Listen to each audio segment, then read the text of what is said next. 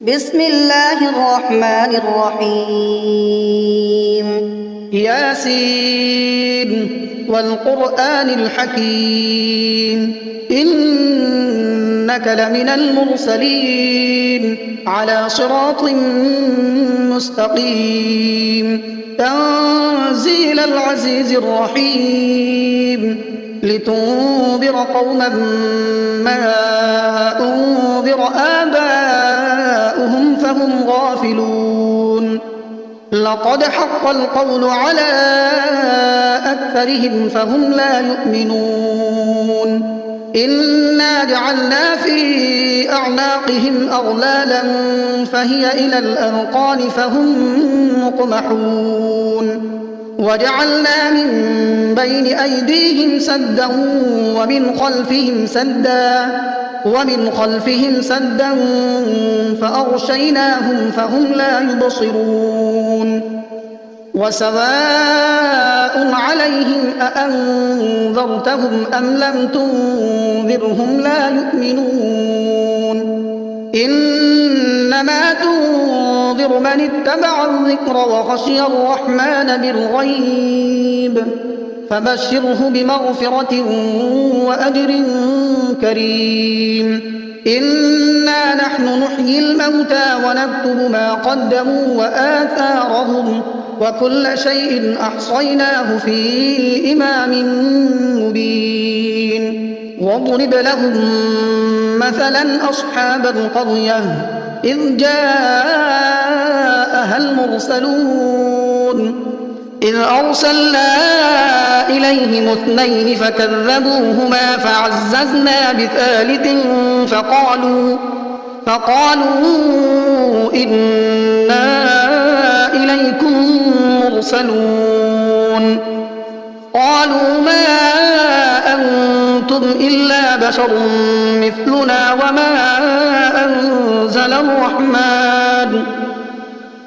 وما أنزل الرحمن من شيء إن أنتم إلا تكذبون قالوا ربنا يعلم إنا إليكم لمرسلون وما علينا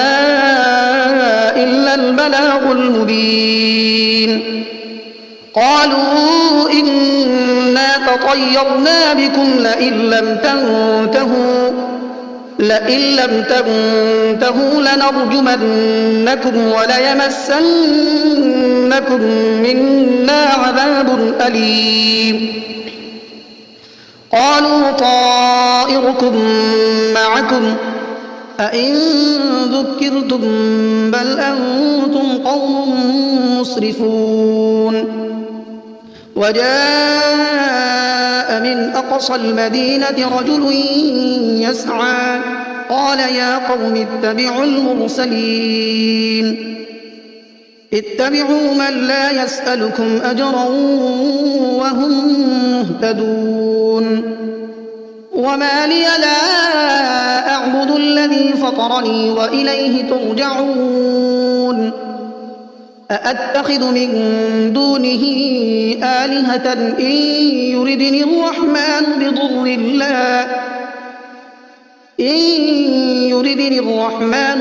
لا تغن عني شفاعتهم شيئا ولا ينقذون إني إذا لفي ضلال مبين إني آمنت بربكم فاسمعون قيل ادخل الجنة قال يا ليت قومي يعلمون بما غفر لي ربي وجعلني من المكرمين وما أنزلنا على قومه من بعده من جند من السماء وما كنا منزلين إن كانت إلا صيحة واحدة فإذا هم خامدون يا حسرة على العباد ما يأتيهم من رسول إلا كانوا به يستهزئون ألم يروا كم أهلكنا قبلهم من القرون أنهم إليهم لا يرجعون وإن كل لما جميع لدينا محضرون وآية لهم الأرض الميتة أحييناها وأخرجنا منها حبا فمنه يأكلون وجعلنا فيها جنات من نخيل وأعناب وفجرنا فيها من العيون ليأكلوا من ثمره وما عملته أيديهم أفلا يشكرون سبحان الذي خلق الأزواج كلها مما تنبت الأرض ومن أنفسهم ومما لا يعلمون وآية لهم الليل نسلخ منه النهار فإذا هم مظلمون والشمس تجري لمستقر لها ذلك تقدير العزيز العليم والقمر قدرناه منازل حتى عاد كالعرجون القديم لا الشمس ينبغي لها أن تدرك القمر ولا الليل سابق النهار وكل في فلك يسبحون وآية لهم أنا حملنا ذريتهم في الفلك المشحون وخلقنا لهم من مثله ما يركبون وإن نشأ نغرقهم فلا صريخ لهم ولا هم ينقذون إلا رحمة منا ومتاعا إلى حين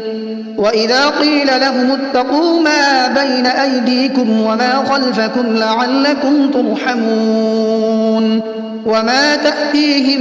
من آية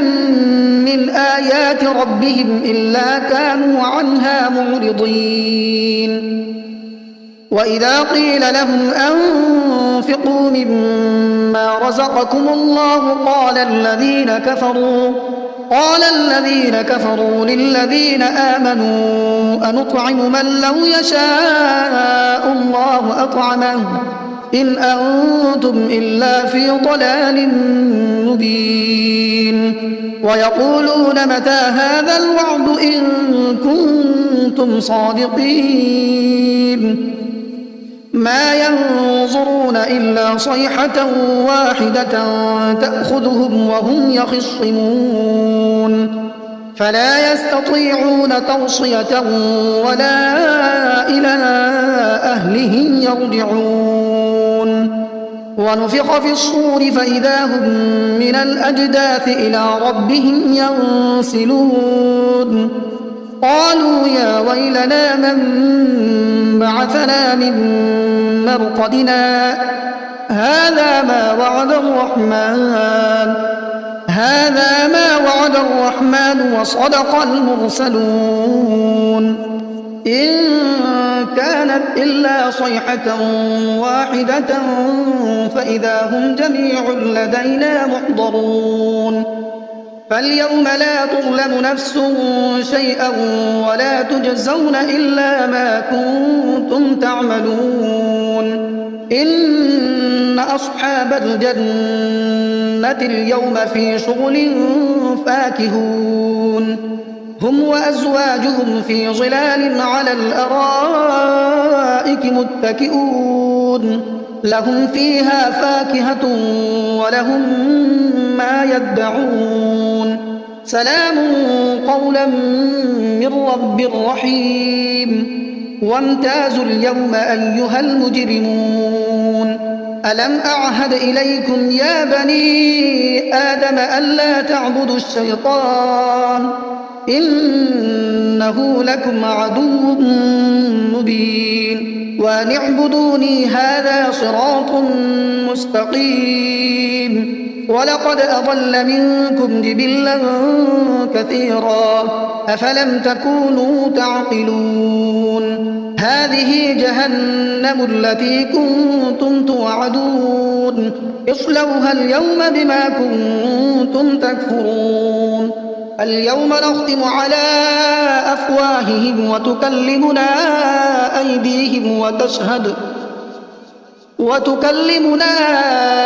أيديهم وتشهد أرجلهم بما كانوا يكسبون ولو نشاء لطمسنا على أعينهم فاستبقوا الصراط فأنى يبصرون ولو نشاء لمسخناهم على مكانتهم فما استطاعوا مضيا ولا يرجعون ومن نعمره ننكسه في الخلق أفلا يعقلون وما علمناه الشعر وما ينبغي له إن هو إلا ذكر وقرآن مبين لينذر من كان حيا ويحق القول على الكافرين أولم يروا أنا خلقنا لهم مما عملت أيدينا أنعاما فهم لها مالكون وذللناها لهم فمنها ركوبهم ومنها يأكلون ولهم فيها منافع ومشارب أفلا يشكرون واتخذوا من دون الله آلهة لعلهم ينصرون لا يستطيعون نصرهم وهم لهم جند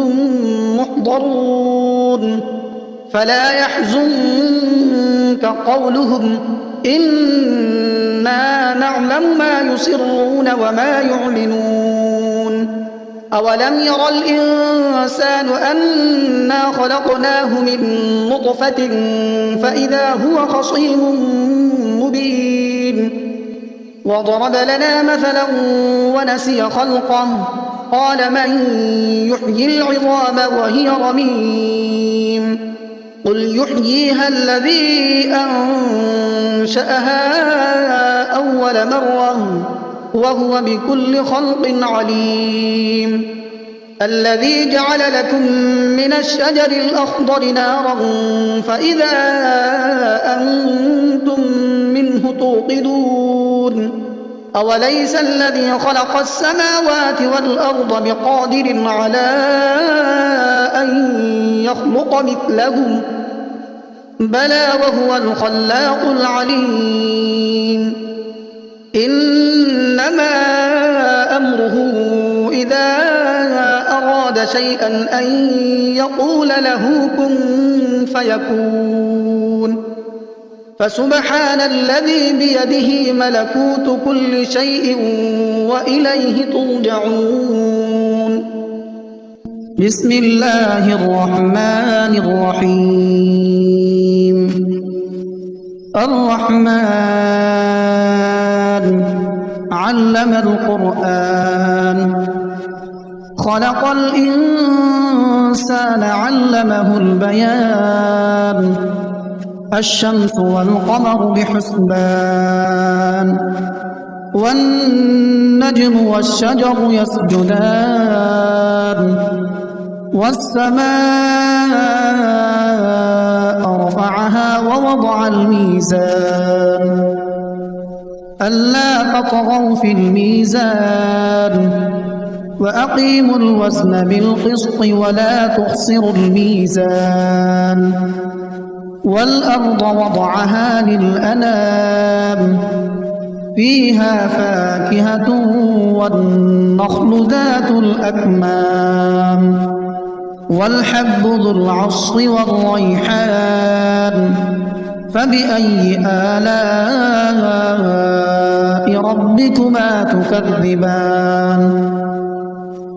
خلق الإنسان من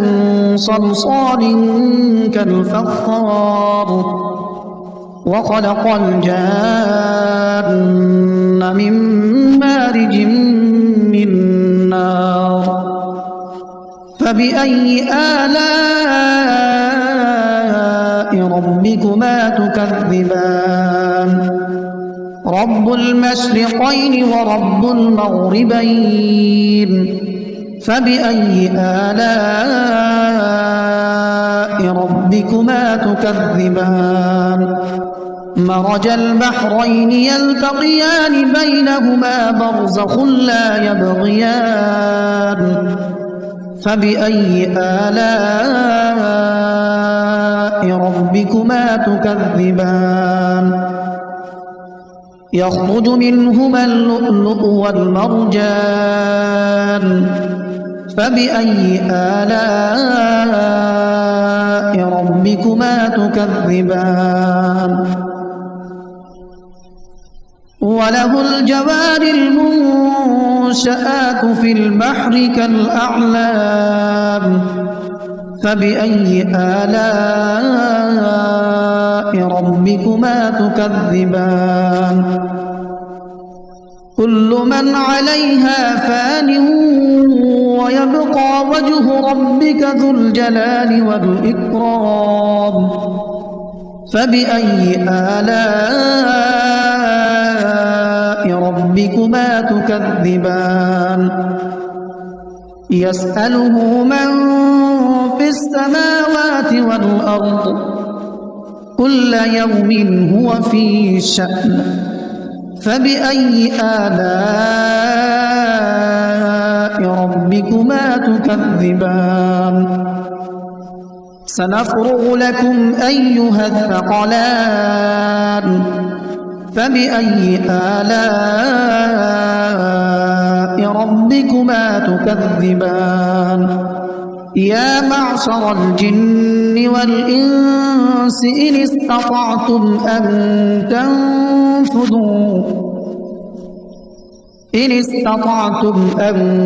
تنفذوا من أقطار السماوات والأرض فانفذوا لا تنفذون إلا بسلطان فبأي آلاء ربكما تكذبان يرسل عليكما شواظ من نار ونحاس فلا تنتصران فبأي آلاء ربكما تكذبان فإذا انشقت السماء فكانت وردة كالدهان فبأي آلاء ربكما تكذبان فيومئذ لا يسأل عن ذنبه إنس ولا جان فبأي آلاء ربكما تكذبان يعرف المجرمون بسيماهم فيؤخذ بالنواصي والأقدام فبأي آلاء ربكما تكذبان هذه جهنم التي يكذب بها المجرمون يطوفون بينها وبين حميم آن فبأي آلاء ربكما تكذبان ولمن خاف مقام ربه جنتان فبأي آلاء ربكما تكذبان ذواتا أفنان فبأي آلاء ربكما تكذبان فيهما عينان تجريان فبأي آلاء ربكما تكذبان الرحمن متكئين على فرش بطائنها من استبرق وجنى الجنتين دان فبأي آلاء ربكما تكذبان فيهن قاصرات الطرف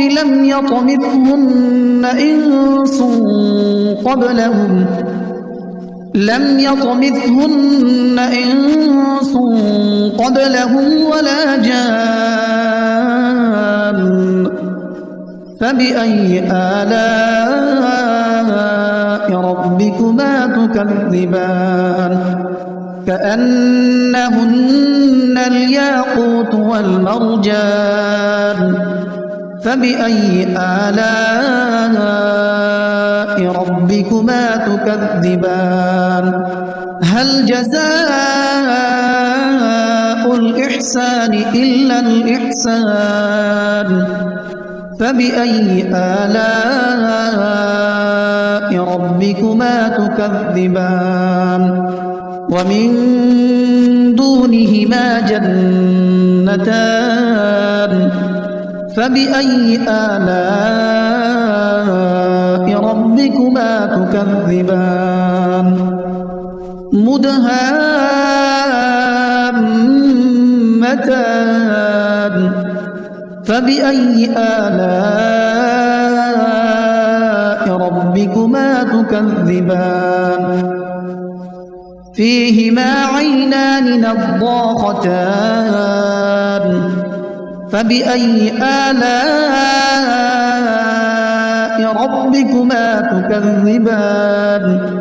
فيهما فاكهة ونخل ورمان فبأي آلاء ربكما تكذبان فيهن خيرات حسان فبأي آلاء ربكما تكذبان حور مقصورات في الخيام فبأي آلاء ربكما تكذبان لم يطمثهن إنس قبلهم ولا جان فبأي آلاء ربكما تكذبان متكئين على رفرف خضر وعبقري حسان فبأي آلاء ربكما تكذبان تبارك اسم ربك ذي الجلال والإكرام بسم الله الرحمن الرحيم ياسين والقرآن الحكيم إنك لمن المرسلين على صراط مستقيم تنزيل العزيز الرحيم لتنذر قوما ما أنذر آباؤهم فهم غافلون لقد حق القول على أكثرهم فهم لا يؤمنون إنا جعلنا في أعناقهم أغلالا فهي إلى الأذقان فهم مقمحون وجعلنا من بين أيديهم سدا ومن خلفهم سدا فأغشيناهم فهم لا يبصرون وسواء عليهم أأنذرتهم أم لم تنذرهم لا يؤمنون إنما تنذر من اتبع الذكر وخشي الرحمن بالغيب فبشره بمغفرة وأجر كريم إنا نحن نحيي الموتى ونكتب ما قدموا وآثارهم وكل شيء أحصيناه في إمام مبين واضرب لهم مثلا أصحاب القرية إذ جاءها المرسلون إذ أرسلنا إليهم اثنين فكذبوهما فعززنا بثالث فقالوا إنا إليكم مرسلون قالوا ما أنتم إلا بشر مثلنا وما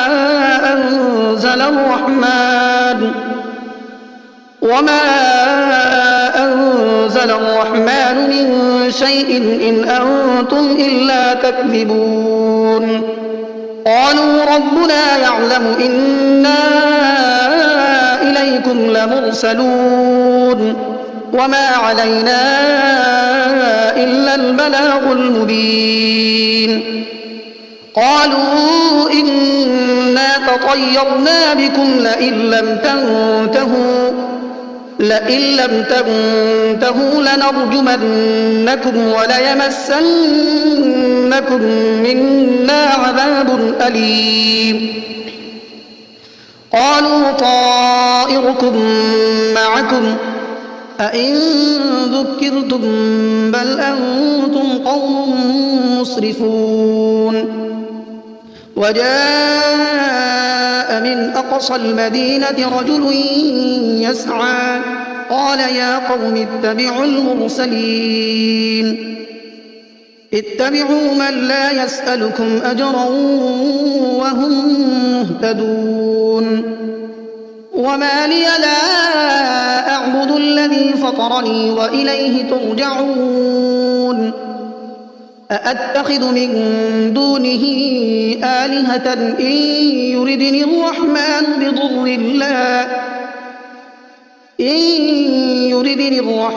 بضر لا تغن عني شفاعتهم شيئا ولا ينقذون إني إذا لفي ضلال مبين إني آمنت بربكم فاسمعون قيل ادخل الجنة قال يا ليت قومي يعلمون بما غفر لي ربي وجعلني من المكرمين وما أنزلنا على قومه من بعده من جند من السماء وما كنا منزلين إن كانت إلا صيحة واحدة فإذا هم خامدون يا حسرة على العباد ما يأتيهم من رسول إلا كانوا به يستهزئون ألم يروا كم أهلكنا قبلهم من القرون أنهم إليهم لا يرجعون وإن كل لما جميع لدينا محضرون وآية لهم الأرض الميتة أحييناها وأخرجنا منها حبا فمنه يأكلون وجعلنا فيها جنات من نخيل وأعناب وفجرنا فيها من العيون ليأكلوا من ثمره وما عملته أيديهم أفلا يشكرون سبحان الذي خلق الأزواج كلها مما تنبت الأرض ومن أنفسهم ومما لا يعلمون وآية لهم الليل نسلخ منه النهار فإذا هم مظلمون والشمس تجري لمستقر لها ذلك تقدير العزيز العليم والقمر قدرناه منازل حتى عاد كالعرجون القديم لا الشمس ينبغي لها أن تدرك القمر ولا الليل سابق النهار وكل في فلك يسبحون وآية لهم أنا حملنا ذريتهم في الفلك المشحون وخلقنا لهم من مثله ما يركبون وإن نشأ نغرقهم فلا صريخ لهم ولا هم ينقذون إلا رحمة منا ومتاعا إلى حين وإذا قيل لهم اتقوا ما بين أيديكم وما خلفكم لعلكم ترحمون وما تأتيهم من آية من آيات ربهم إلا كانوا عنها معرضين وإذا قيل لهم أنفقوا مما رزقكم الله قال الذين كفروا للذين آمنوا أنطعم من لو يشاء الله أطعمه إن أنتم إلا في ضلال مبين ويقولون متى هذا الوعد إن كنتم صادقين ما ينظرون إلا صيحة واحدة تأخذهم وهم يخصمون فلا يستطيعون توصية ولا إلى أهلهم يرجعون ونفخ في الصور فإذا هم من الأجداث إلى ربهم ينسلون قالوا يا ويلنا من بعثنا من مرقدنا هذا ما وعد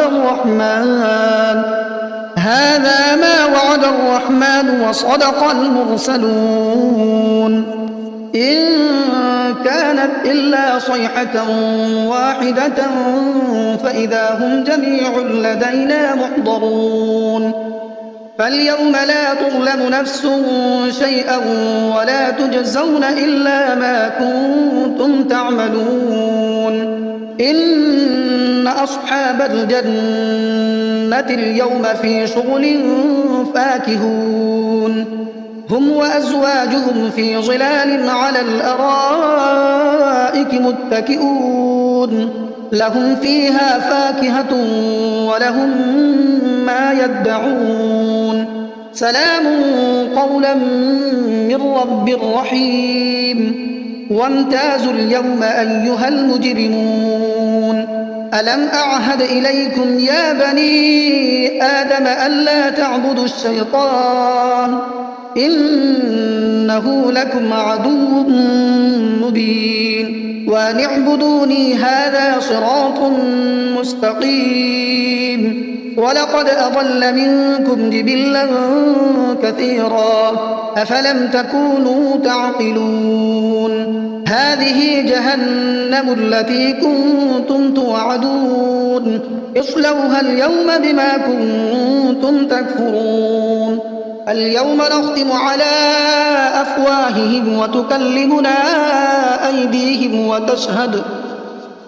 وتكلمنا أيديهم وتشهد أرجلهم بما كانوا يكسبون ولو نشاء لطمسنا على أعينهم فاستبقوا الصراط فأنى يبصرون ولو نشاء لمسخناهم على مكانتهم فما استطاعوا مضيا ولا يرجعون ومن نعمره ننكسه في الخلق أفلا يعقلون وما علمناه الشعر وما ينبغي له إن هو إلا ذكر وقرآن مبين لينذر من كان حيا ويحق القول على الكافرين أولم يروا أنا خلقنا لهم مما عملت أيدينا أنعاما فهم لها مالكون وذللناها لهم فمنها ركوبهم ومنها يأكلون ولهم فيها منافع ومشارب أفلا يشكرون واتخذوا من دون الله آلهة لعلهم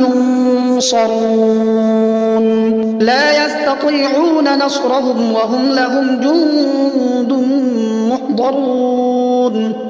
فلا يحزنك قولهم إنا نعلم ما يسرون وما يعلنون أولم ير الإنسان أنا خلقناه من نطفة فإذا هو خصيم مبين وضرب لنا مثلا ونسي خلقه قال من يحيي العظام وهي رميم قل يحييها الذي أنشأها أول مرة وهو بكل خلق عليم الذي جعل لكم من الشجر الأخضر نارا فإذا أنتم منه توقدون أوليس الذي خلق السماوات والأرض بقادر على أن يخلق مثلهم بلى وهو الخلاق العليم إنما أمره إذا أراد شيئا أن يقول له كن فيكون فسبحان الذي بيده ملكوت كل شيء وإليه ترجعون بسم الله الرحمن الرحيم الرحمن علم القرآن خلق الإنسان علمه البيان الشمس والقمر بحسبان والنجم والشجر يسجدان والسماء رفعها ووضع الميزان ألا تطغوا في الميزان وأقيموا الوزن بالقسط ولا تخسروا الميزان والأرض وضعها للأنام فيها فاكهة والنخل ذات الأكمام والحب ذو العصف والريحان فبأي آلاء ربكما تكذبان خلق الإنسان من صلصال كالفخار وخلق الجان من مارج من نار فبأي آلاء ربكما تكذبان رب المشرقين ورب المغربين فبأي آلاء ربكما تكذبان مرج البحرين يلتقيان بينهما برزخ لا يبغيان فبأي آلاء ربكما تكذبان يخرج منهما اللؤلؤ والمرجان فبأي آلاء ربكما تكذبان وله الجوار المنشآت في البحر كالأعلام فبأي آلاء ربكما تكذبان كل من عليها فان ويبقى وجه ربك ذو الجلال والإكرام فبأي آلاء ربكما تكذبان يسأله من في السماوات والأرض كل يوم هو في شأن فبأي آلاء ربكما تكذبان سنفرغ لكم أيها الثقلان فبأي آلاء ربكما تكذبان يا معشر الجن والإنس إن استطعتم أن تنفذوا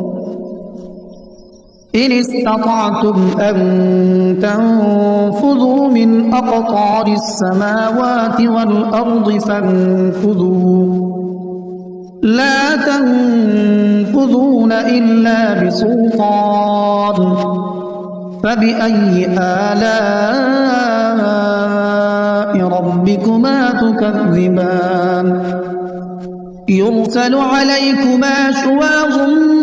من نار ونحاس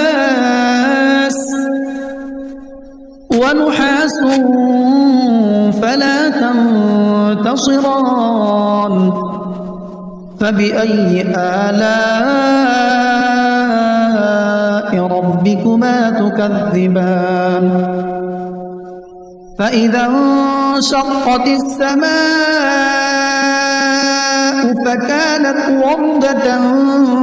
كالدهان فبأي آلاء ربكما تكذبان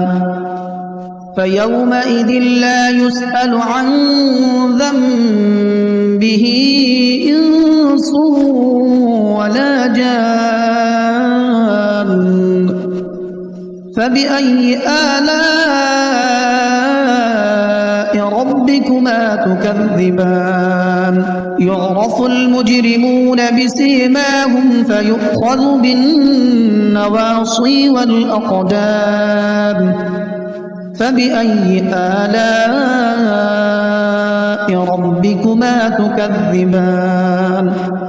هذه جهنم التي يكذب بها المجرمون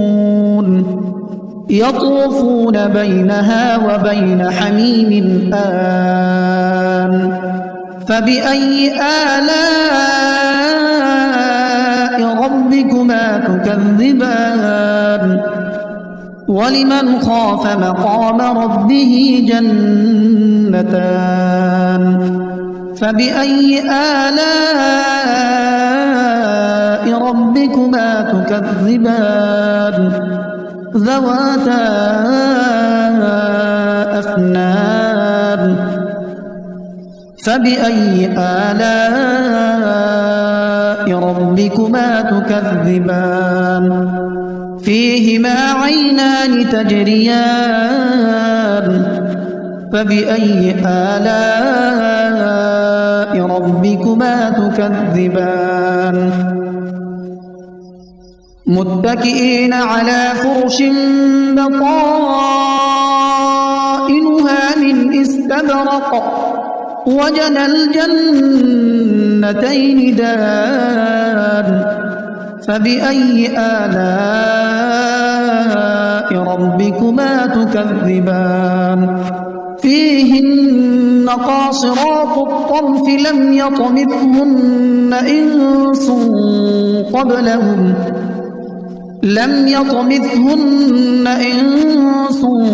قبلهم ولا جان فبأي آلاء ربكما تكذبان كأنهن الياقوت والمرجان فبأي آلاء ربكما تكذبان هل جزاء الإحسان إلا الإحسان فبأي آلاء ربكما تكذبان ومن دونهما جنتان فبأي آلاء ربكما تكذبان مدهامتان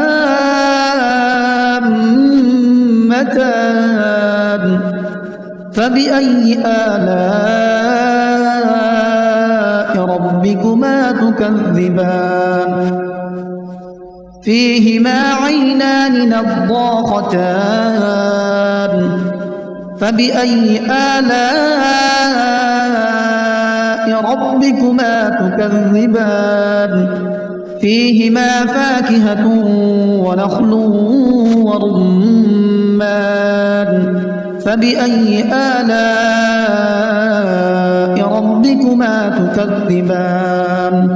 فيهن خيرات حسان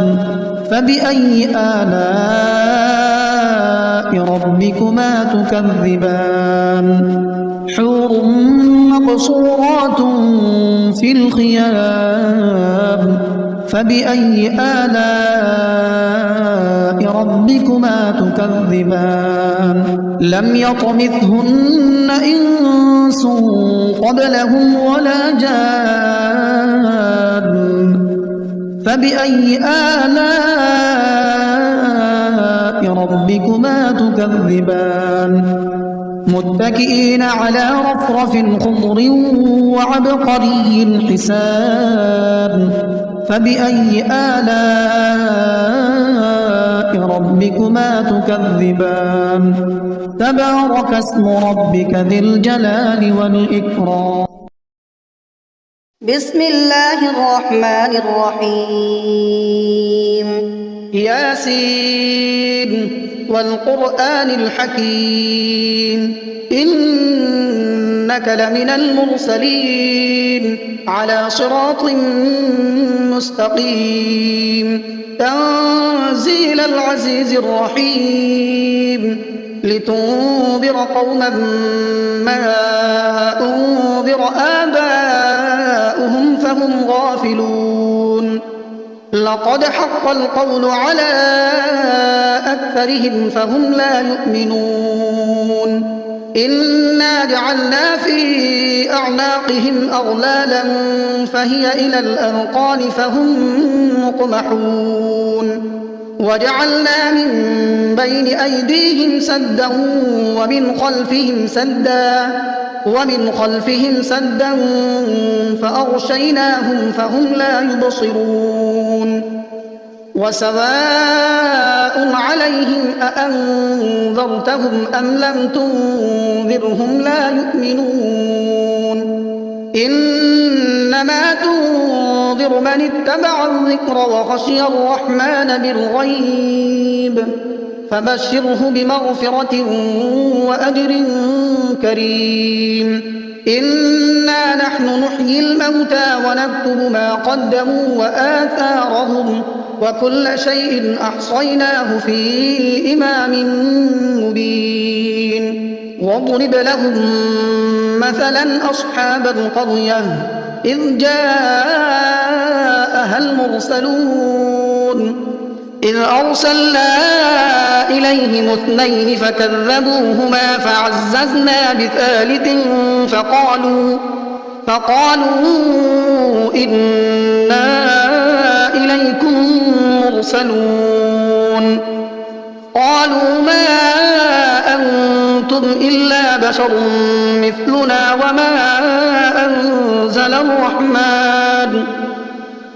وما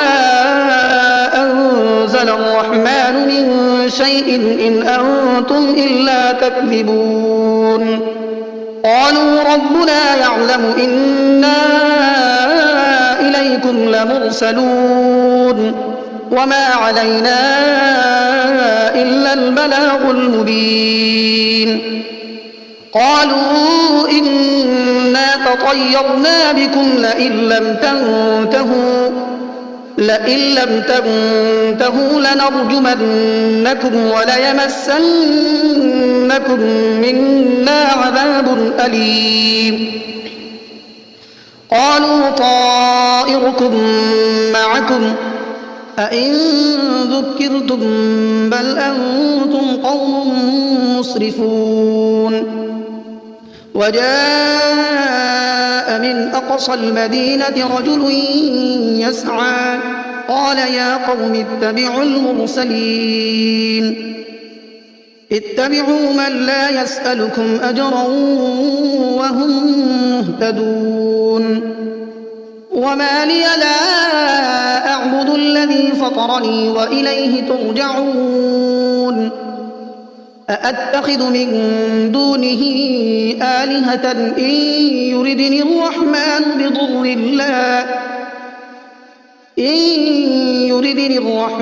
بضر لا تغن عني شفاعتهم شيئا ولا ينقذون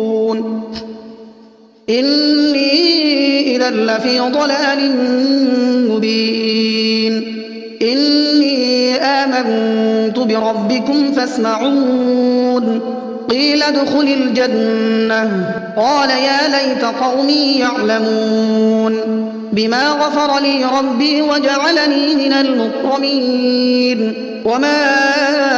أنزلنا على قومه من بعده من جند من السماء وما كنا منزلين إن كانت إلا صيحة واحدة فإذا هم خامدون يا حسرة على العباد ما يأتيهم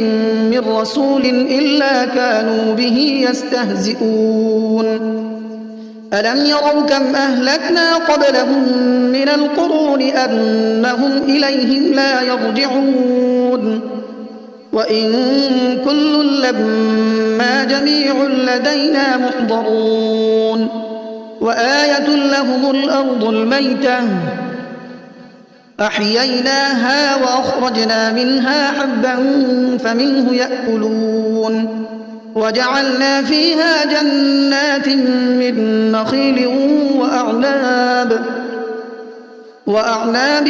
وفجرنا فيها من العيون ليأكلوا من ثمره وما عملته أيديهم أفلا يشكرون سبحان الذي خلق الأزواج كلها مما تنبت الأرض ومن أنفسهم ومما لا يعلمون وآية لهم الليل نسلخ منه النهار فإذا هم مظلمون والشمس تجري لمستقر لها ذلك تقدير العزيز العليم والقمر قدرناه منازل حتى عاد كالعرجون القديم لا الشمس ينبغي لها أن تدرك القمر ولا الليل سابق النهار وكل في فلك يسبحون وآية لهم أنا حملنا ذريتهم في الفلك المشحون وخلقنا لهم من مثله ما يركبون وإن نشأ نغرقهم فلا صريخ لهم ولا هم ينقذون إلا رحمة منا ومتاعا إلى حين وإذا قيل لهم اتقوا ما بين أيديكم وما خلفكم لعلكم ترحمون وما تأتيهم من آية من آيات ربهم إلا كانوا عنها معرضين وإذا قيل لهم أنفقوا مما رزقكم الله قال الذين كفروا للذين آمنوا أنطعم من لو يشاء الله أطعمه إن أنتم إلا في ضلال مبين ويقولون متى هذا الوعد إن كنتم صادقين ما ينظرون إلا صيحة واحدة تأخذهم وهم يخصمون فلا يستطيعون توصية ولا إلى أهلهم يرجعون ونفخ في الصور فإذا هم من الأجداث إلى ربهم ينسلون قالوا يا ويلنا من بعثنا من مرقدنا هذا ما وعد الرحمن وصدق المرسلون إن كانت إلا صيحة واحدة فإذا هم جميع لدينا محضرون فاليوم لا تظلم نفس شيئا ولا تجزون إلا ما كنتم تعملون إن أصحاب الجنة اليوم في شغل فاكهون هم وأزواجهم في ظلال على الأرائك متكئون لهم فيها فاكهة ولهم ما يدعون سلام قولا من رب رحيم وامتازوا اليوم أيها المجرمون ألم أعهد إليكم يا بني آدم ألا تعبدوا الشيطان إنه لكم عدو مبين وأن اعبدوني هذا صراط مستقيم ولقد أضل منكم جبلا كثيرا أفلم تكونوا تعقلون هذه جهنم التي كنتم توعدون اصلوها اليوم بما كنتم تكفرون اليوم نختم على أفواههم وتكلمنا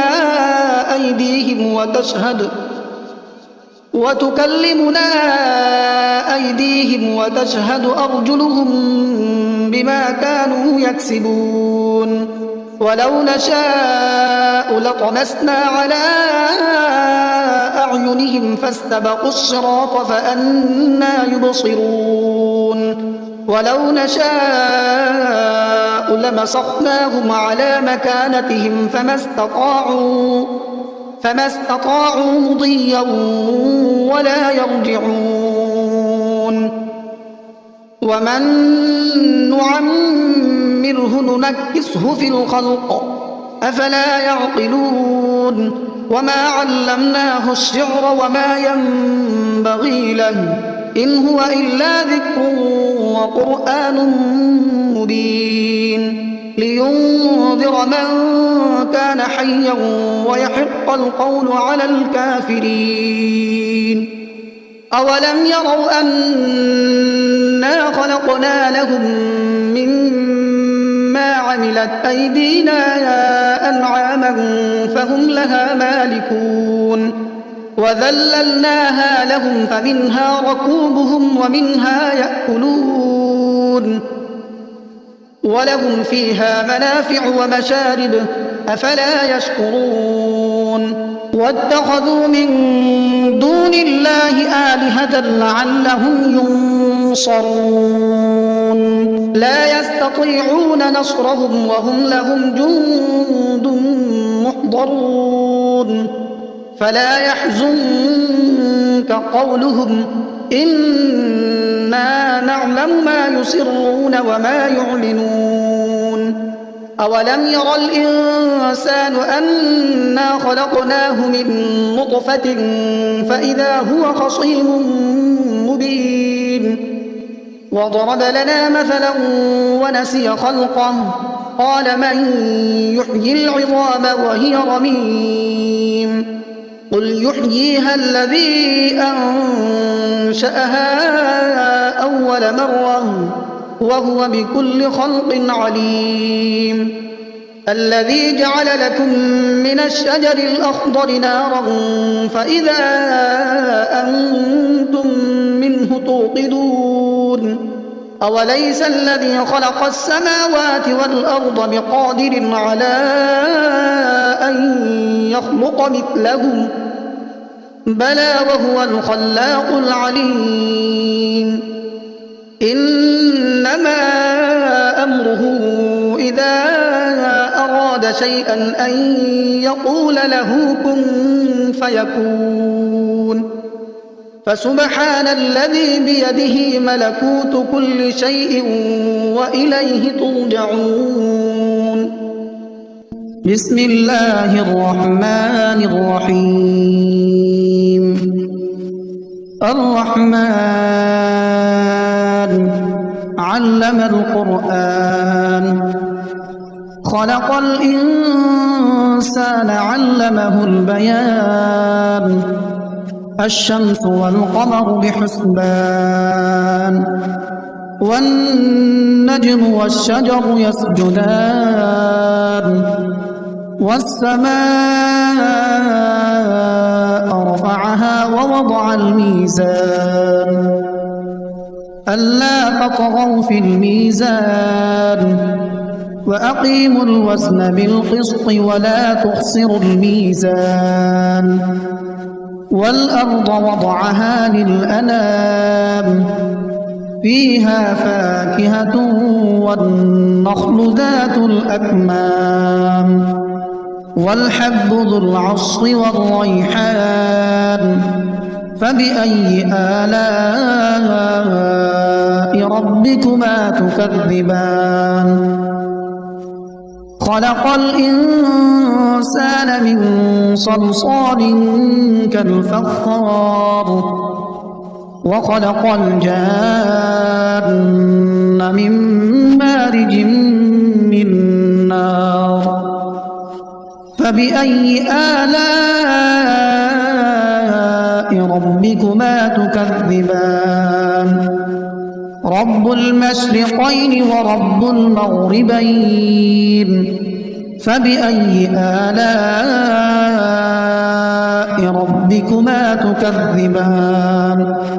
مرج البحرين يلتقيان بينهما برزخ لا يبغيان فبأي آلاء ربكما تكذبان يخرج منهما اللؤلؤ والمرجان فبأي آلاء ربكما تكذبان وله الجوار المنشآت في البحر كالأعلام فبأي آلاء ربكما تكذبان كل من عليها فان ويبقى وجه ربك ذو الجلال والإكرام فبأي آلاء ربكما تكذبان يسأله من في السماوات والأرض كل يوم هو في شأن فبأي آلاء ربكما تكذبان سنفرغ لكم أيها الثقلان فبأي آلاء ربكما تكذبان يا معشر الجن والإنس إن استطعتم أن تنفذوا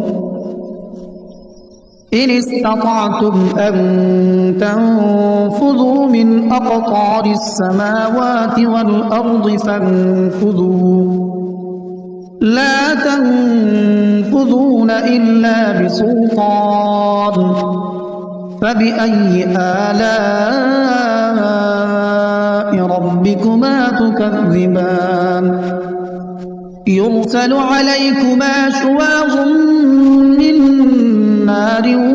ونحاس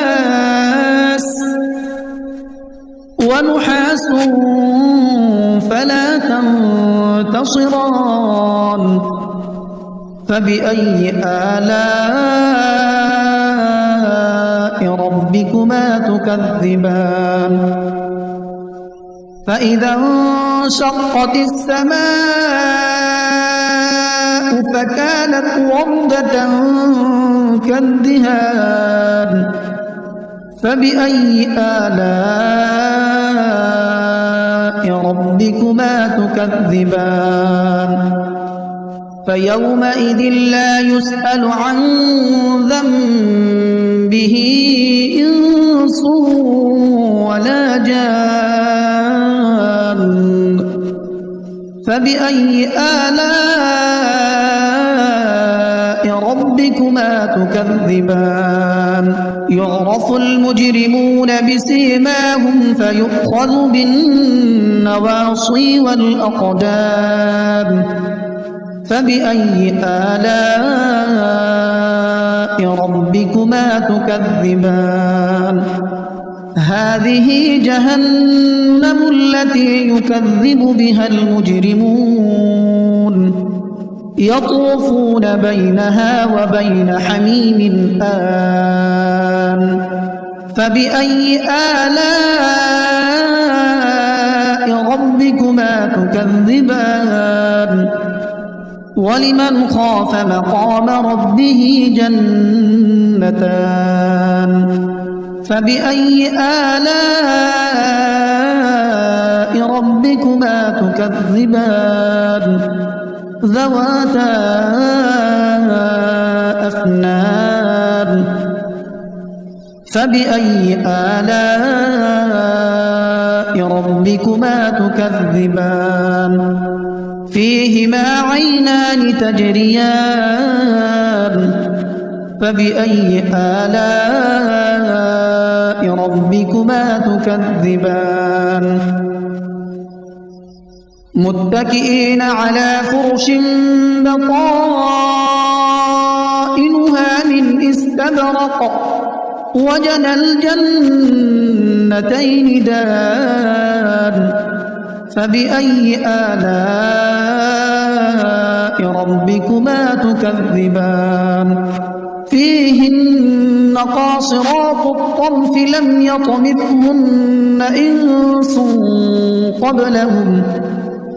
لم يطمثهن إنس قبلهم ولا جان فبأي آلاء ربكما تكذبان كأنهن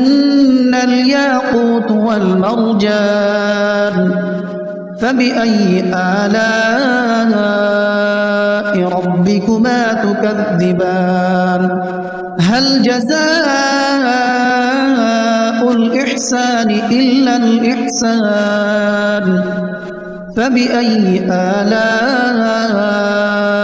ربكما تكذبان ومن دونهما جنتان فبأي آلاء ربكما تكذبان مدهامتان فبأي آلاء ربكما تكذبان فيهما عينان نضاختان فبأي آلاء ربكما تكذبان فيهما فاكهة ونخل ورمان فبأي آلاء ربكما تكذبان فيهن خيرات حسان فبأي آلاء ربكما تكذبان حور مقصورات في الخيام فبأي آلاء ربكما تكذبان لم يطمثهن إنس قبلهم ولا جان فبأي آلاء ربكما تكذبان متكئين على رفرف خضر وعبقري حسان فبأي آلاء ربكما تكذبان تبارك اسم ربك ذي الجلال والإكرام بسم الله الرحمن الرحيم ياسين والقرآن الحكيم إنك لمن المرسلين على صراط مستقيم تنزيل العزيز الرحيم لتنذر قوما ما أنذر آباؤهم فهم غافلون لقد حق القول على أكثرهم فهم لا يؤمنون إنا جعلنا في أعناقهم أغلالا فهي إلى الأذقان فهم مقمحون وجعلنا من بين أيديهم سدا ومن خلفهم سدا فأغشيناهم فهم لا يبصرون وسواء عليهم أأنذرتهم أم لم تنذرهم لا يؤمنون إنما تنذر من اتبع الذكر وخشي الرحمن بالغيب فبشره بمغفرة وأجر كريم إنا نحن نحيي الموتى ونكتب ما قدموا وآثارهم وكل شيء أحصيناه في إمام مبين واضرب لهم مثلا أصحاب القرية إذ جاءها المرسلون إذ أرسلنا إليهم اثنين فكذبوهما فعززنا بثالث فقالوا إنا إليكم مرسلون قالوا ما أنتم إلا بشر مثلنا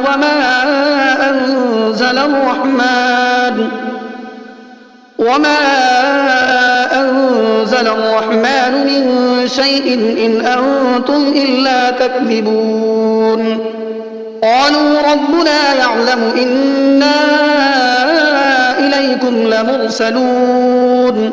وما علينا إلا البلاغ المبين قالوا إنا تطيرنا بكم لئن لم تنتهوا لنرجمنكم وليمسنكم منا عذاب أليم قالوا طائركم معكم أئن ذكرتم بل أنتم قوم مسرفون وجاء من أقصى المدينة رجل يسعى قال يا قوم اتبعوا المرسلين اتبعوا من لا يسألكم أجرا وهم مهتدون وما لي لا أعبد الذي فطرني وإليه ترجعون أأتخذ من دونه آلهة إن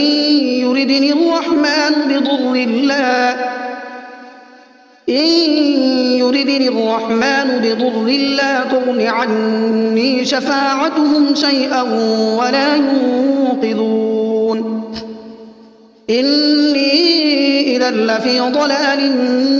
مبين إني آمنت بربكم فاسمعون قيل ادخل الجنة قال يا ليت قومي يعلمون بما غفر لي ربي وجعلني من المكرمين وما أنزلنا على قومه من بعده من جند من السماء وما كنا منزلين إن كانت إلا صيحة واحدة فإذا هم خامدون يا حسرة على العباد ما يأتيهم من رسول إلا كانوا به يستهزئون ألم يروا كم أهلكنا قبلهم من القرون أنهم إليهم لا يرجعون وإن كل لما جميع لدينا محضرون وآية لهم الأرض الميتة أحييناها وأخرجنا منها حبا فمنه يأكلون وجعلنا فيها جنات من نخيل وأعناب وفجرنا فيها من العيون ليأكلوا من ثمره وما عملته أيديهم أفلا يشكرون سبحان الذي خلق الأزواج كلها مما تنبت الأرض ومن أنفسهم ومما لا يعلمون وآية لهم الليل نسلخ منه النهار فإذا هم مظلمون والشمس تجري لمستقر لها ذلك تقدير العزيز العليم والقمر قدرناه منازل حتى عاد كالعرجون القديم لا الشمس ينبغي لها أن تدرك القمر ولا الليل سابق النهار وكل في فلك يسبحون وآية لهم أنا حملنا ذريتهم في الفلك المشحون وخلقنا لهم من مثله ما يركبون وإن نشأ نغرقهم فلا صريخ لهم ولا هم ينقذون إلا رحمة منا ومتاعا إلى حين وإذا قيل لهم اتقوا ما بين أيديكم وما خلفكم لعلكم ترحمون وما تأتيهم من آية من آيات ربهم إلا كانوا عنها معرضين وإذا قيل لهم أنفقوا مما رزقكم الله قال الذين كفروا للذين آمنوا أنطعم من لو يشاء الله أطعمه إن أنتم إلا في ضلال مبين ويقولون متى هذا الوعد إن كنتم صادقين ما ينظرون إلا صيحة واحدة تأخذهم وهم يخصمون فلا يستطيعون توصية ولا إلى أهلهم يرجعون ونفخ في الصور فإذا هم من الأجداث إلى ربهم ينسلون قالوا يا ويلنا من بعثنا من مرقدنا هذا ما وعد الرحمن وصدق المرسلون إن كانت إلا صيحة واحدة فإذا هم جميع لدينا محضرون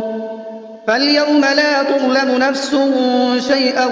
ولا تجزون إلا ما كنتم تعملون إن أصحاب الجنة اليوم في شغل فاكهون هم وأزواجهم في ظلال على الأرائك متكئون لهم فيها فاكهة ولهم ما يدعون سلام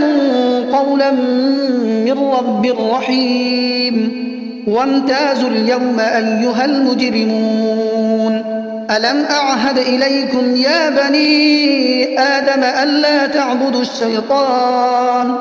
إنه لكم عدو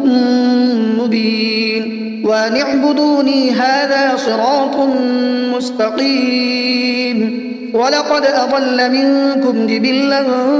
كثيرا أفلم تكونوا تعقلون هذه جهنم التي كنتم توعدون اصلوها اليوم بما كنتم تكفرون اليوم نختم على أفواههم وتكلمنا أيديهم وتشهد أرجلهم بما كانوا يكسبون ولو نشاء لطمسنا على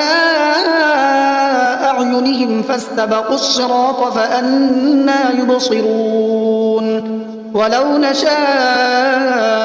لمسخناهم على مكانتهم فما استطاعوا مضيا ولا يرجعون ومن نعمره ننكسه في الخلق أفلا يعقلون وما علمناه الشعر وما ينبغي له إن هو إلا ذكر وقرآن مبين لينذر من كان حيا ويحق القول على الكافرين أولم يروا أنا خلقنا لهم مما عملت أيدينا أنعاما فهم لها مالكون وذللناها لهم فمنها ركوبهم ومنها يأكلون ولهم فيها منافع ومشارب أفلا يشكرون واتخذوا من دون الله آلهة لعلهم ينصرون لا يستطيعون نصرهم وهم لهم جند محضرون فلا يحزنك قولهم إنا نعلم ما يسرون وما يعلنون أولم ير الإنسان أنا خلقناه من نطفة فإذا هو خصيم مبين وضرب لنا مثلا ونسي خلقه قال من يحيي العظام وهي رميم قل يحييها الذي أنشأها أول مرة وهو بكل خلق عليم الذي جعل لكم من الشجر الأخضر نارا فإذا أنتم منه توقدون أوليس الذي خلق السماوات والأرض بقادر على أن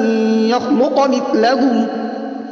بلى وهو الخلاق العليم إنما أمره إذا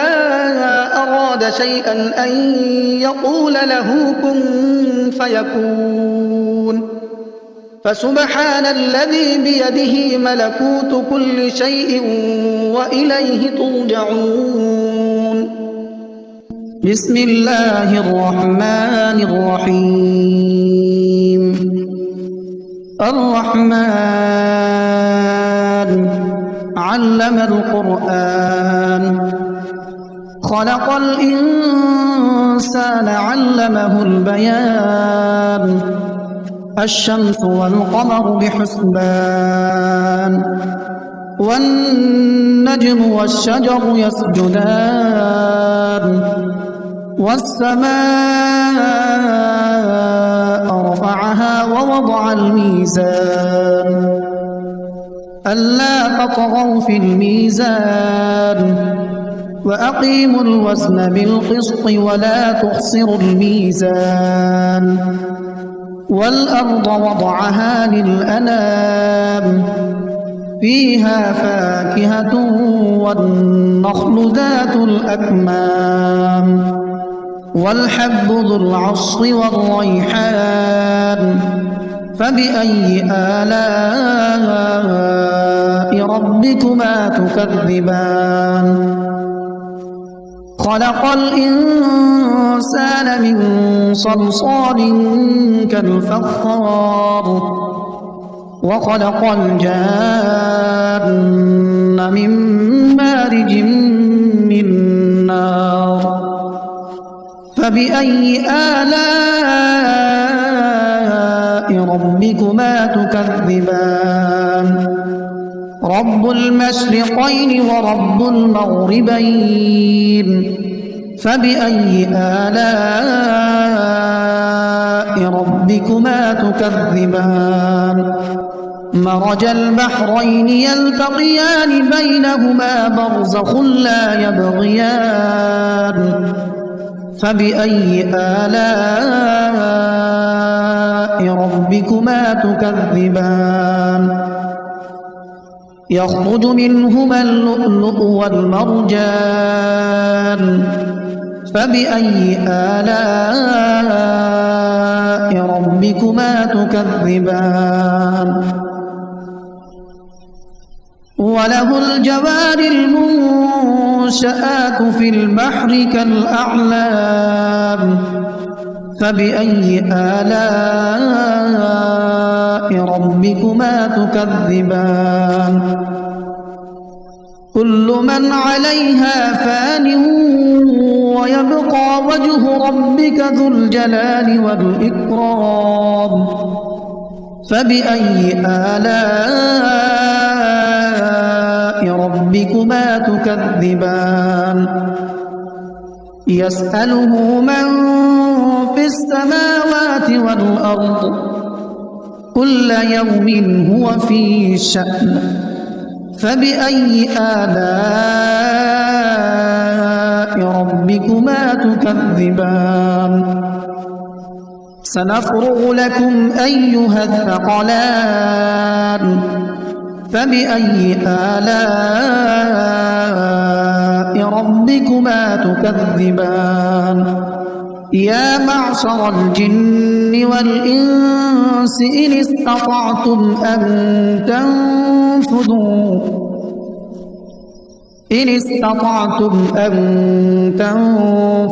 من أقطار السماوات والأرض فانفذوا لا تنفذون إلا بسلطان فبأي آلاء ربكما تكذبان يرسل عليكما شواظ من نار ونحاس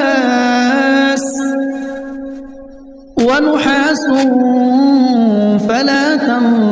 تنتصران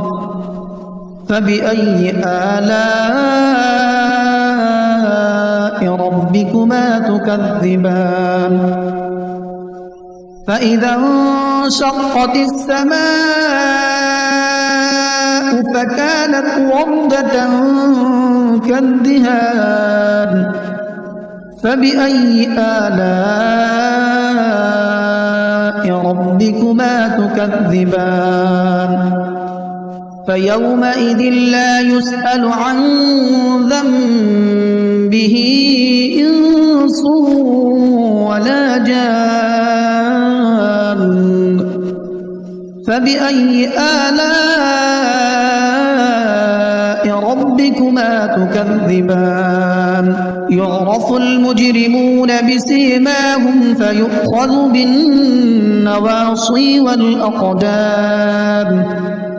فبأي آلاء ربكما تكذبان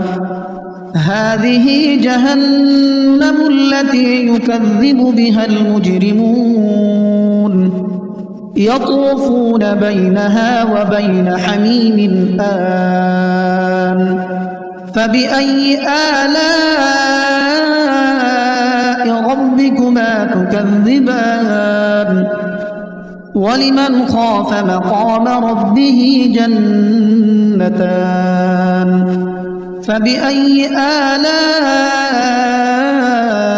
ربكما تكذبان ذواتا أفنان فبأي آلاء ربكما تكذبان فيهما عينان تجريان فبأي آلاء ربكما تكذبان متكئين على فرش بطائنها من استبرق وجنى الجنتين دان فبأي آلاء ربكما تكذبان فيهن قاصرات الطرف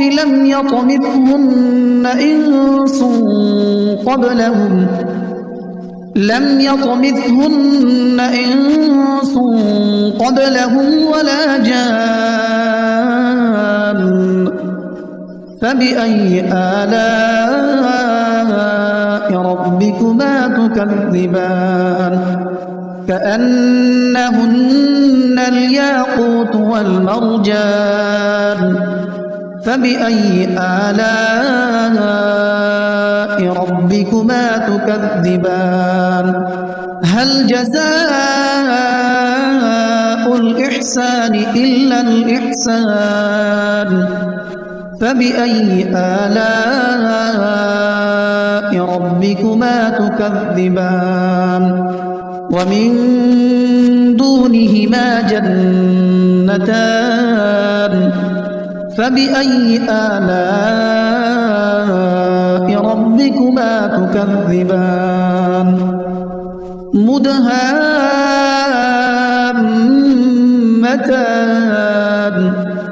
فبأي آلاء ربكما تكذبان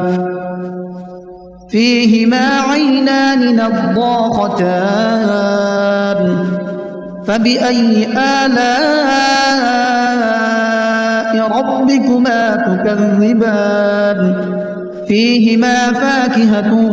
ونخل ورمان فبأي آلاء ربكما تكذبان فيهن خيرات حسان فبأي آلاء ربكما تكذبان حور مقصورات في الخيام فبأي آلاء ربكما تكذبان لم يطمثهن إنس قبلهم ولا جان فبأي آلاء ربكما تكذبان متكئين على رفرف خضر وعبقري حسان فبأي آلاء ربكما تكذبان تبارك اسم ربك ذي الجلال والإكرام بسم الله الرحمن الرحيم ياسين والقرآن الحكيم إنك لمن المرسلين على صراط مستقيم تنزيل العزيز الرحيم لتنذر قوما ما أنذر آباؤهم فهم غافلون لقد حق القول على أكثرهم فهم لا يؤمنون إنا جعلنا في أعناقهم أغلالا فهي إلى الأذقان فهم مقمحون وجعلنا من بين أيديهم سدا ومن خلفهم سدا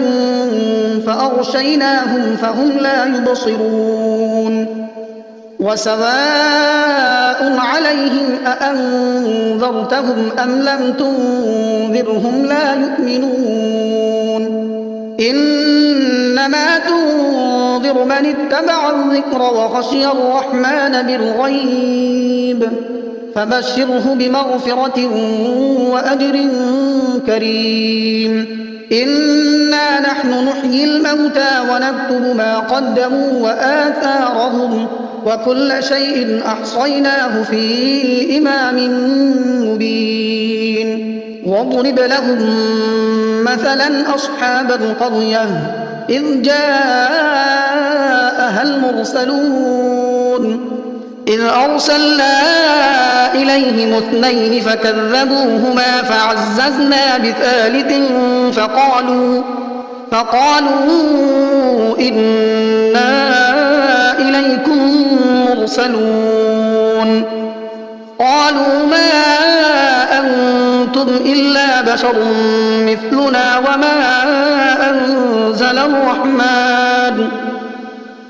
وما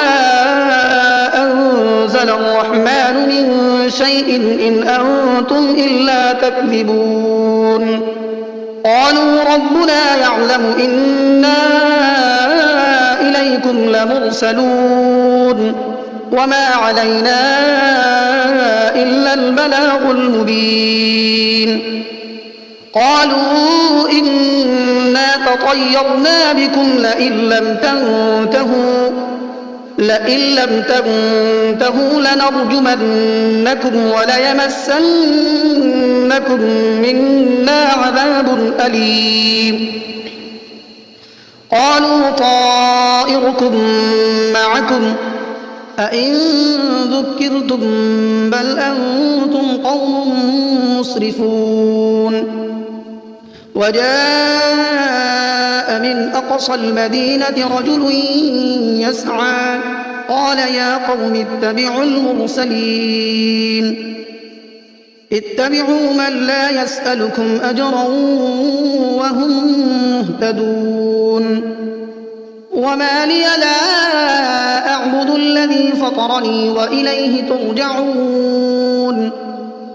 أأتخذ من دونه آلهة إن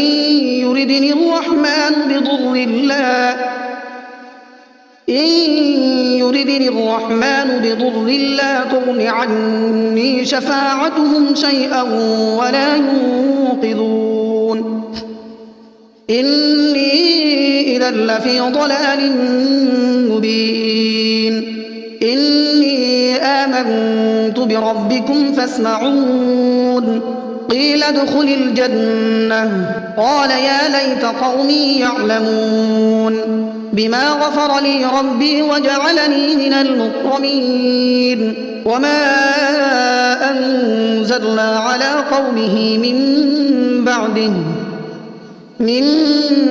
بعده من جند من السماء وما كنا منزلين إن كانت إلا صيحة واحدة فإذا هم خامدون يا حسرة على العباد ما يأتيهم من رسول إلا كانوا به يستهزئون ألم يروا كم أهلكنا قبلهم من القرون أنهم إليهم لا يرجعون وإن كل لما جميع لدينا محضرون وآية لهم الأرض الميتة أحييناها وأخرجنا منها حبا فمنه يأكلون وجعلنا فيها جنات من نخيل وأعناب وفجرنا فيها من العيون ليأكلوا من ثمره وما عملته أيديهم أفلا يشكرون سبحان الذي خلق الأزواج كلها مما تنبت الأرض ومن أنفسهم ومما لا يعلمون وآية لهم الليل نسلخ منه النهار فإذا هم مظلمون والشمس تجري لمستقر لها ذلك تقدير العزيز العليم والقمر قدرناه منازل حتى عاد كالعرجون القديم لا الشمس ينبغي لها أن تدرك القمر ولا الليل سابق النهار وكل في فلك يسبحون وآية لهم أنا حملنا ذريتهم في الفلك المشحون وخلقنا لهم من مثله ما يركبون وإن نشأ نغرقهم فلا صريخ لهم ولا هم ينقذون إلا رحمة منا ومتاعا إلى حين وإذا قيل لهم اتقوا ما بين أيديكم وما خلفكم لعلكم ترحمون وما تأتيهم من آية من آيات ربهم إلا كانوا عنها معرضين وإذا قيل لهم أنفقوا مما رزقكم الله قال الذين كفروا للذين آمنوا أنطعم من لو يشاء الله أطعمه إن أنتم إلا في ضلال مبين ويقولون متى هذا الوعد إن كنتم صادقين ما ينظرون إلا صيحة واحدة تأخذهم وهم يخصمون فلا يستطيعون توصية ولا إلى أهلهم يرجعون ونفخ في الصور فإذا هم من الأجداث إلى ربهم ينسلون قالوا يا ويلنا من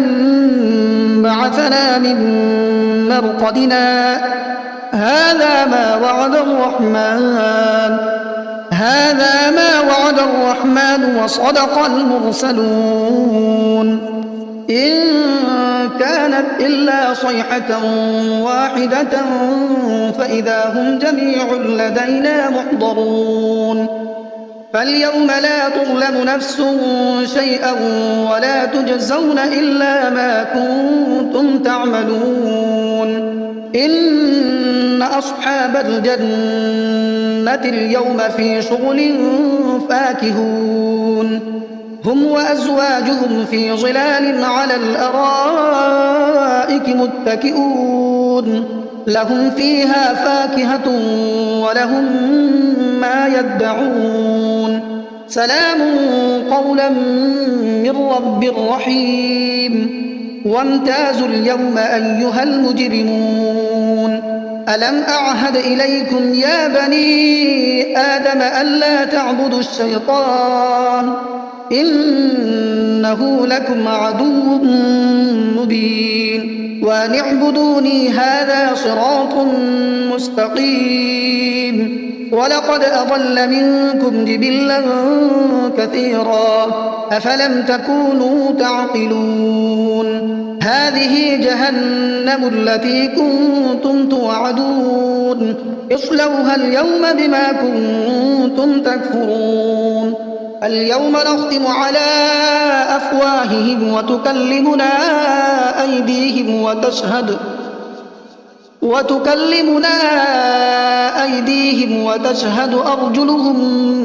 بما كانوا يكسبون ولو نشاء لطمسنا على أعينهم فاستبقوا الصراط فأنى يبصرون ولو نشاء لمسخناهم على مكانتهم فما استطاعوا مضيا ولا يرجعون ومن نعمره ننكسه في الخلق أفلا يعقلون وما علمناه الشعر وما ينبغي له إن هو إلا ذكر وقرآن مبين لينذر من كان حيا ويحق القول على الكافرين أولم يروا أنا خلقنا لهم مما عملت أيدينا أنعاما فهم لها مالكون وذللناها لهم فمنها ركوبهم ومنها يأكلون ولهم فيها منافع ومشارب أفلا يشكرون واتخذوا من دون الله آلهة لعلهم ينصرون لا يستطيعون نصرهم وهم لهم جند محضرون فلا يحزنك قولهم إنا نعلم ما يسرون وما يعلنون أولم ير الإنسان أنا خلقناه من نطفة فإذا هو خصيم مبين وضرب لنا مثلا ونسي خلقه قال من يحيي العظام وهي رميم قل يحييها الذي أنشأها أول مرة وهو بكل خلق عليم الذي جعل لكم من الشجر الأخضر نارا فإذا أنتم منه توقدون أوليس الذي خلق السماوات والأرض بقادر على أن يخلق مثلهم بلى وهو الخلاق العليم إنما أمره إذا أراد شيئا أن يقول له كن فيكون فسبحان الذي بيده ملكوت كل شيء وإليه ترجعون بسم الله الرحمن الرحيم الرحمن علم القرآن خلق الإنسان علمه البيان الشمس والقمر بحسبان والنجم والشجر يسجدان والسماء رفعها ووضع الميزان ألا تطغوا في الميزان وأقيموا الوزن بالقسط ولا تخسروا الميزان والأرض وضعها للأنام فيها فاكهة والنخل ذات الأكمام والحب ذو العصف والريحان فبأي آلاء ربكما تكذبان خلق الإنسان من صلصال كالفخار وخلق الجان من مارج من نار فبأي آلاء ربكما تكذبان رب المشرقين ورب المغربين فبأي آلاء ربكما تكذبان مرج البحرين يلتقيان بينهما برزخ لا يبغيان فبأي آلاء ربكما تكذبان يخرج منهما اللؤلؤ والمرجان فبأي آلاء ربكما تكذبان وله الجوار المنشآت في البحر كالأعلام فبأي آلاء ربكما تكذبان كل من عليها فان ويبقى وجه ربك ذو الجلال والإكرام فبأي آلاء ربكما تكذبان يسأله من في السماوات والأرض كل يوم هو في شأن فبأي آلاء ربكما تكذبان سنفرغ لكم أيها الثقلان فبأي آلاء ربكما تكذبان يا معشر الجن والإنس إن استطعتم أن تنفذوا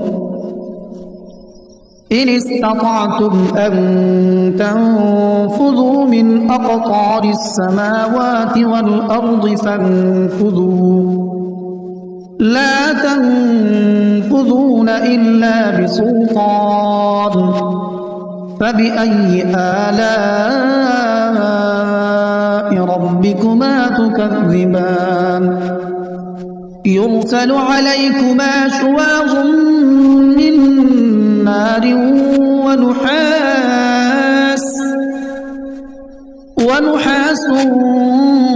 فلا تنتصران فبأي آلاء ربكما تكذبان فإذا انشقت السماء فكانت وردة كالدهان فبأي آلاء ربكما تكذبان فيومئذ لا يسأل عن ذنبه إنس ولا جان فبأي آلاء ربكما تكذبان يعرف المجرمون بسيماهم فيؤخذ بالنواصي والأقدام فبأي آلاء ربكما تكذبان هذه جهنم التي يكذب بها المجرمون يطوفون بينها وبين حميم آن فبأي آلاء ربكما تكذبان ولمن خاف مقام ربه جنتان فبأي آلاء ربكما تكذبان ذواتا أفنان فبأي آلاء ربكما تكذبان فيهما عينان تجريان فبأي آلاء ربكما تكذبان متكئين على فرش بطائنها من استبرق وجنى الجنتين دان فبأي آلاء ربكما تكذبان فيهن قاصرات الطرف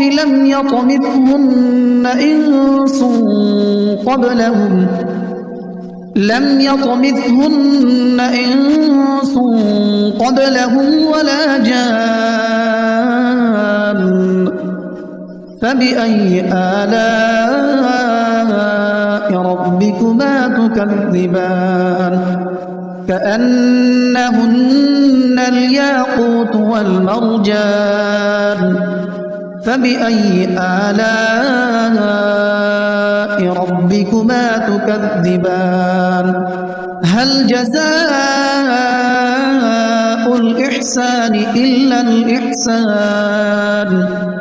فبأي آلاء ربكما تكذبان ومن دونهما جنتان فبأي آلاء ربكما تكذبان مدهامتان